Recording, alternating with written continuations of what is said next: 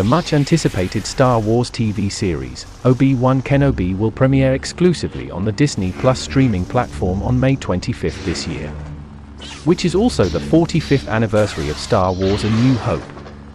This 6-episode miniseries will see Ewan McGregor reprise his titular role, set 10 years after Revenge of the Sith, as the Jedi Master contends with the consequences of his greatest defeat with the downfall and corruption of his one-time friend and apprentice Anakin Skywalker, who has turned to the dark side as evil Sith Lord, Darth Vader. Christian Hayden-Sen reprises his role as Darth Vader, and fans are waiting to see if these two legends of the Star Wars universe will face off against each other once again.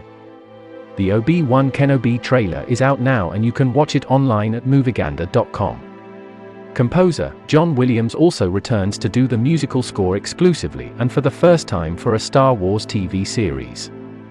So we should expect something really special. There's also Marvel's upcoming 5-issue Obi-Wan comic miniseries, which will see him writing those journals during the final days of his time on Tatooine.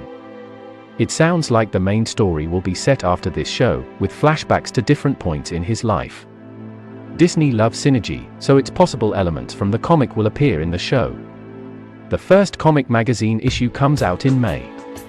A spin-off of Matt Reeves' The Batman has officially been picked up at HBO Max, who committed to a straight-to-limited series order for the Penguin. Colin Farrell and his prosthetics will reprise their big-screen role as Underworld kingpin Oswald Cobblepot, aka the Penguin.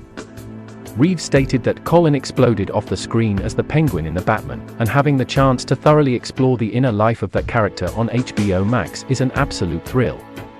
Fans should get ready to witness something really special. Warner Brothers has been forced into rescheduling their movie release dates for this year due to a backlog of VFX effects-heavy movies. This means delays to most of the DC Universe movies coming out this year, meaning new premiere dates for many of their major projects over 2022 and 2023 as follows. DC League of Super Pets moves from May 20th to July 29th. Black Adam moves from July 29th to October 21st. The Flash moves from November 4th, 2022 to June 23rd, 2023. Aquaman and the Lost Kingdom moves from December 16, 2022 to March 17, 2023. Wonka moves from March 17, 2023 to December 15, 2023. Not all titles have been subject to delays, however. Shazam! Fury of the Gods moves up from June 2, 2023 to December 16, 2022. It sets the Zachary Levi-fronted DC sequel up against Disney's 20th Century Fox's long-gestating Avatar 2 over the 2022 Christmas period. Meg 2, The Trench has been set for August 4, 2023. It did not previously have a release date. Jason Statham is set to reprise his role with a script written by Dean Georgaris and John and Eric Hober, who penned the first movie as well. Ben Wheatley is directing the new movie, taking over from John Turteltaub, who helmed the first installment. Ghostbusters franchise's Ernie Hudson will star opposite Raymond Lee in NBC's Quantum Leap reboot of the cult 1990s sci-fi series of the same name. Written and executive produced by Stephen Lillian and Brian Winbrandt, the reboot is set in the present day. It will follow a new team as they restart the Quantum Leap project in hopes of understanding the mysteries behind the machine and its creator. The original series follows a physicist, Scott Bakula, as he involuntarily leaps through space-time during experiments in time travel, and temporarily takes the place of various people throughout the second half of the 20th century. Each time, he must correct what he discovers are historical mistakes, in hopes of one day making it home.